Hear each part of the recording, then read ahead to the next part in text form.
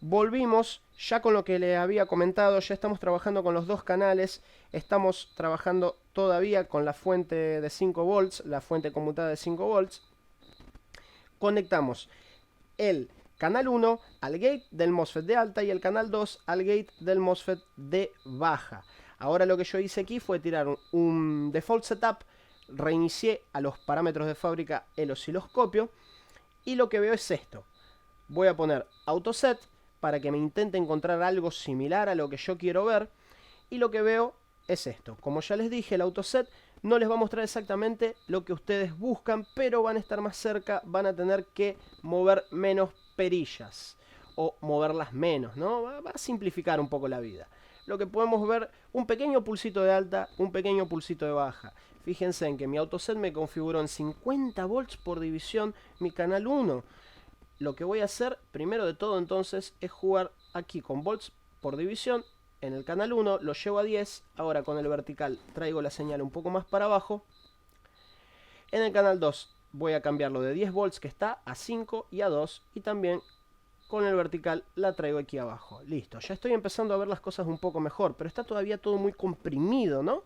Entonces voy a estirar esta señal, se me está yendo el cursor, entonces presiono el botón de horizontal, de cursor horizontal, y puedo llevarlo al medio. Estiro, estiro, estiro y empiezo a ver perfectamente lo que es pulso de alta, pulso de baja. Vamos a ver un poco la teoría de esto, vamos a jugar un poco con esto. Miren el trigger que está aquí para ayudarnos justamente en esa tarea.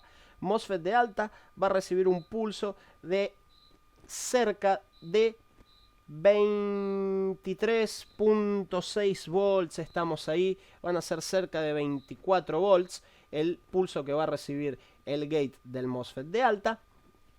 En ese tiempo va a permanecer encendido.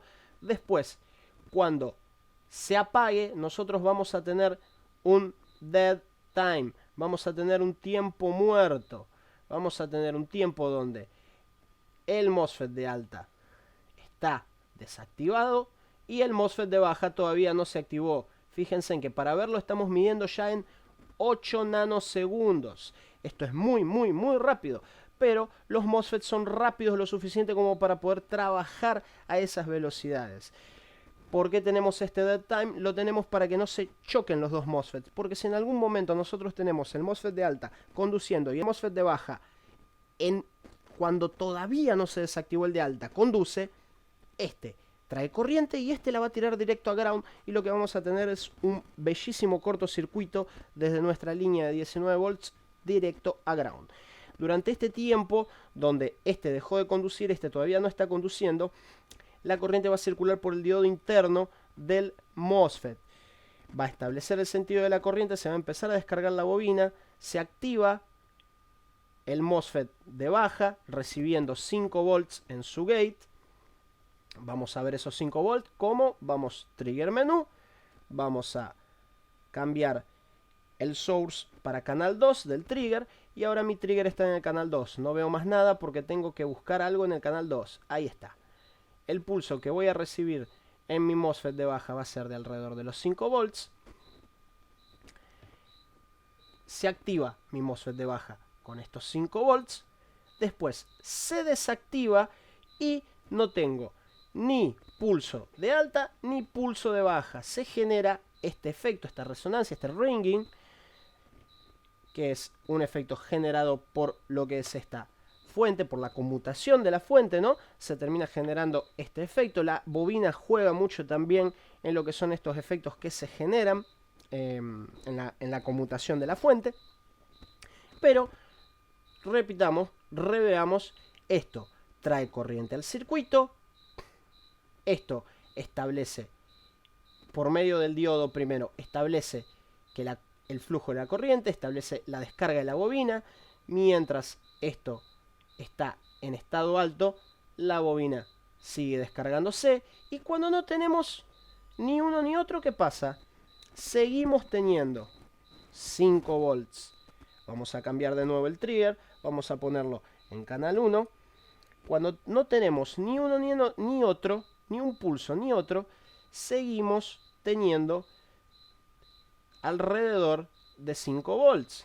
¿Por qué seguimos teniendo alrededor de 5 volts? Fíjense, ahí está el trigger, 5.2. ¿Por qué tenemos alrededor de 5 volts? Porque la bobina todavía está cargada. Esto es un carga,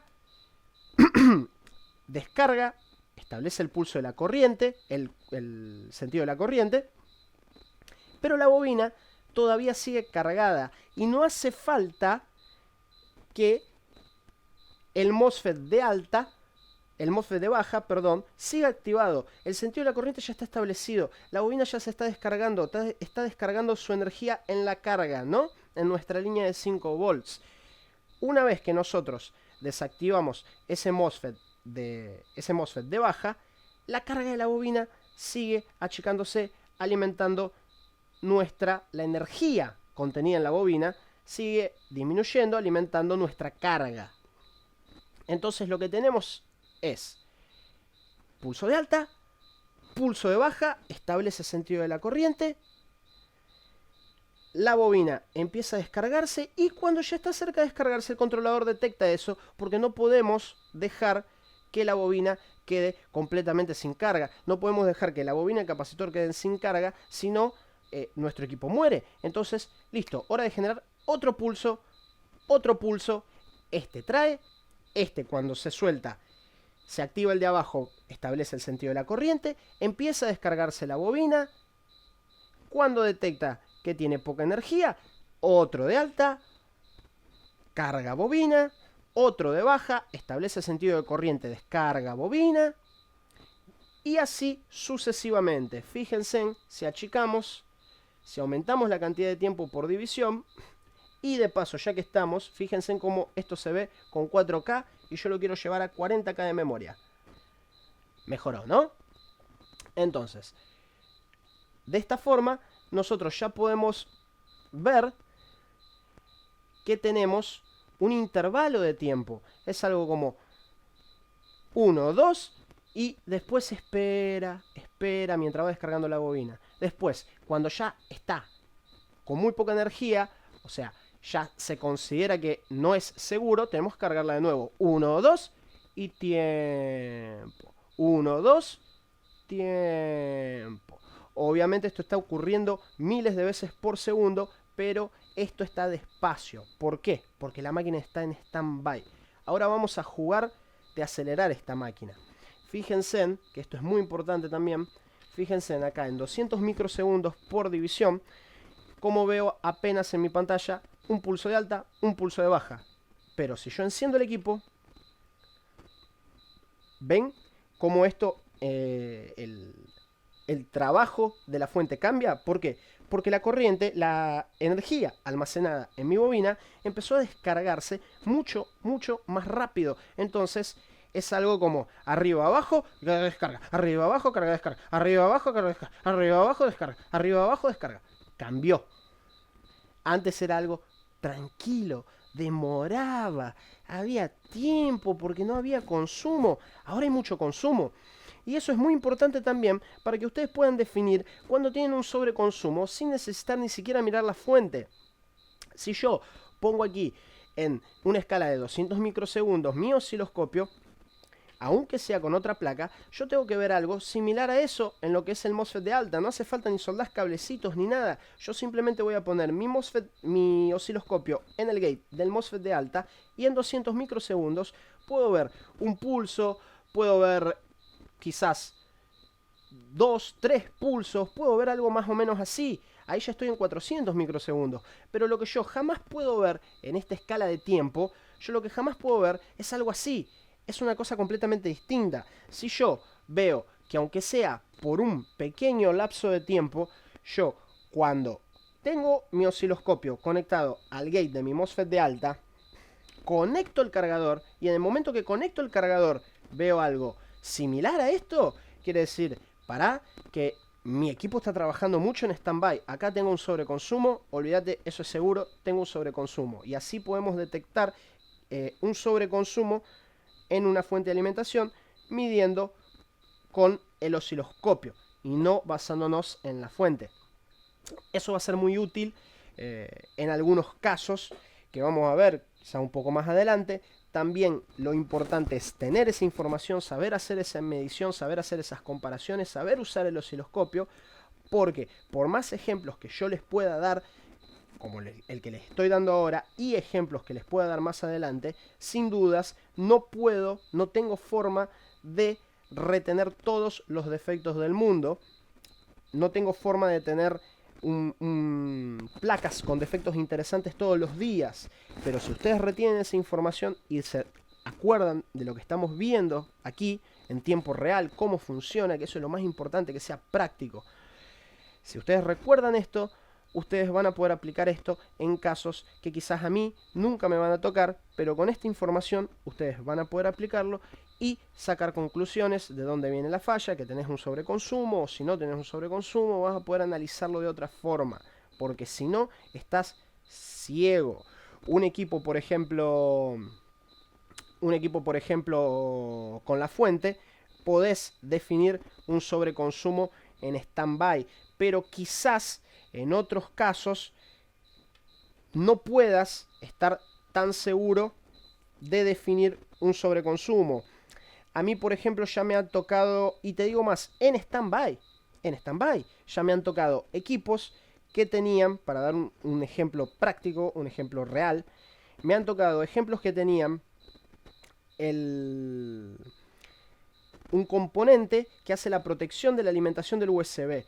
Vieron que en todo diagrama van a ver, en la alimentación de 5 volts del USB, ustedes tienen un componente que los 5 volts llegan hasta él, y él tiene que recibir una habilitación para poder entregar los 5 volts a la salida del USB. Inclusive tiene hasta protecciones por sobreconsumo y todo lo demás. Ese componente no estaba en corto, pero no estaba en buen estado. El consumo de mi equipo, aún midiéndolo con la fuente, no era relativamente alto. Sin embargo, yo lo que sí notaba es que los MOSFETs levantaban algo de temperatura, y eso me llamaba la atención. O sea, el equipo vino con MOSFET de alta, MOSFET de baja, quemados, lo que es la fuente dañada, reemplazo regulador, reemplazo MOSFET de alta, reemplazo MOSFET de baja, empieza a funcionar, pero me llamó la atención que yo veía algo de temperatura en ese punto. Revisando con el osciloscopio, me puse a ver, y lo que yo veía en 200 microsegundos era algo mucho más parecido a esto.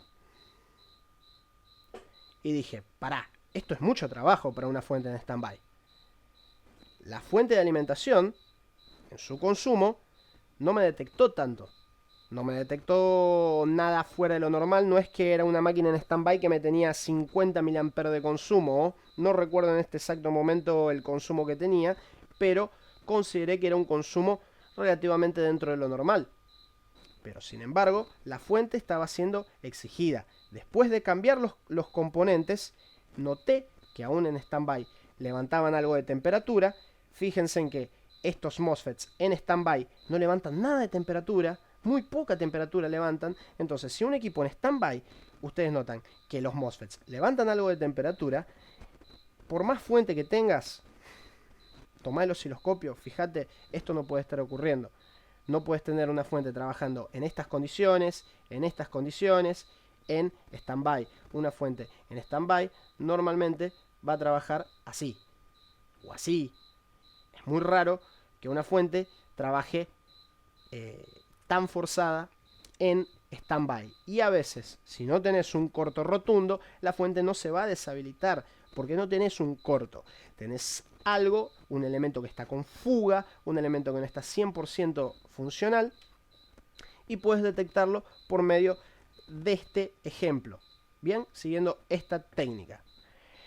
Espero que les haya servido. La base del uso del osciloscopio es esta. La base que nosotros vamos a aplicar para el resto de los videos es esta. Cuando estemos trabajando con 1 o 2 canales, todos los botones que vamos a presionar, o sea, cada vez que ustedes vean un cambio en la pantalla, ya saben los botones que yo estuve presionando. Si tienen duda, vuelvan a los videos anteriores para poder ver bien.